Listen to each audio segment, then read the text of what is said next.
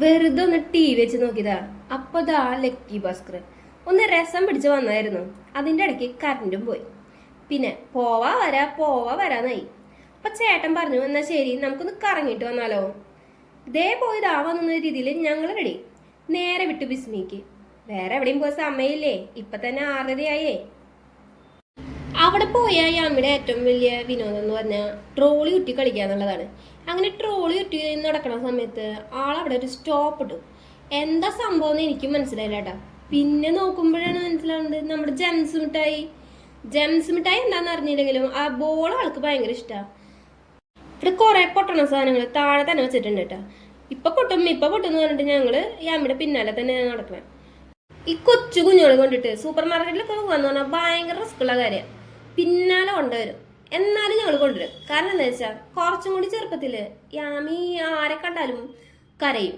പുറത്തു വന്നാലേ കരയൂട്ടാ. പിന്നെ ഞങ്ങള് എല്ലാ ആഴ്ചയും പുറത്തു കൊണ്ടുപോകും. കൂടുതലായിട്ട് സൂപ്പർ മാർക്കറ്റിലൊക്കെ കൊണ്ടുപോകും. അപ്പൊ അവർക്ക് കുറച്ച് സാധനങ്ങൾ കാണാം, കുറെ ആൾക്കാരും കാണാം. കുറച്ചും കൂടി എക്സ്പീരിയൻസ് ചെയ്യാനുള്ള ഒരു ചാൻസ് അങ്ങനെ ഉണ്ടാക്കി കൊടുക്കട്ടെ. പിന്നെ ആള് ഓക്കെ. പൊട്ടലിന്റെ കാര്യം പറഞ്ഞപ്പോഴൊരു കാര്യമല്ലേ വെച്ചേ, ഒരു 10 കൊല്ലം പിന്നോട്ട് പോയാലോ. അന്ന് ഞാനേ കോളേജിൽ പഠിക്കാം.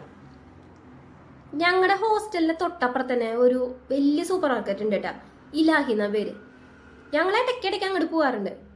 ഒരു ദിവസം പോയ സമയത്ത് എൻ്റെ കഷ്ടകാലത്തിന് എൻ്റെ ഷോളിന്റെ തുമ്പ് എന്തോ ഒരു സാധനത്തില് കുടുങ്ങി. ടപ്പേന്നോ സൗണ്ട് കേട്ടത് മാത്രമേ ഓർമ്മയുള്ളൂ. സെയിൽസ് ചേട്ടന്മാരെല്ലാവരും ഓടി വന്നു. മുളയ്ക്ക് ചെറിയൊരു പരിക്ക് പറ്റിയിട്ടുണ്ടല്ലോ. ഒരു മുള ദൈവമാണേ, എൻ്റെ മുക്കാലുണ്ട്. 1500 രൂപ ആ വഴിക്ക് പോയത് അറിഞ്ഞില്ല കേട്ടാ. ചേട്ടന്മാര് പാക്ക് ചെയ്തോട്ടെ മോളെ എന്നുള്ള രീതിയിൽ നിൽക്കാൻ വേറെ വഴിയില്ലാത്ത കാരണം ഞാനും പറഞ്ഞു, ചേട്ടാ പാക്ക് ചെയ്തോളോ. പിന്നെ ഞങ്ങള് അവിടെ ഒരുപാട് ഒന്നും കറങ്ങാൻ നിന്നില്ല കേട്ടാ. നേരെ വിട്ടു ഹോസ്റ്റലിലേക്ക്. ആ ഹോസ്റ്റലിലേക്ക് പോണ രംഗം കണ്ട നിങ്ങള് ശരിക്കും നമ്മുടെ ബാംബു ബോയ്സിൽ കലാപമണി ചേട്ടനും ചേട്ടന്മാരും കൂടെ പോവില്ലേ മുളദൈവത്തിനും കൊണ്ട്, അതുപോലെ നേരെ ഞങ്ങള് മുളദൈവത്തിനെ എടുത്തിട്ട് റൂമിലൊക്കെ പ്രതിഷ്ഠിച്ചു.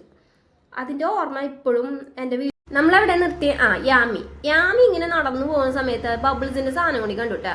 ബബിൾസിന്റെ സാധനം 3 എണ്ണം വീട്ടിലുണ്ട്, എന്നാലും ആൾക്ക് ഇനിയും വേണം എന്നുള്ളൊരു ഇത് മാത്രമാണ്. അപ്പൊ ഞങ്ങൾ യൂസ്ഫുൾ ആയിട്ട് വേറെ എന്തെങ്കിലും വാങ്ങി കൊടുക്കാന്ന് വെച്ചിട്ട് നടന്നു.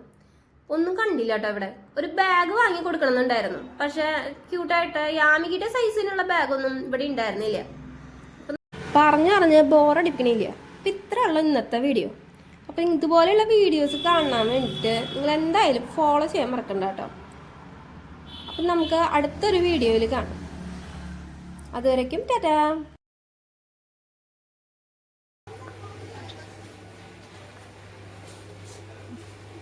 സ്കെച്ച് കാണിച്ചു കൊടുത്താലോ?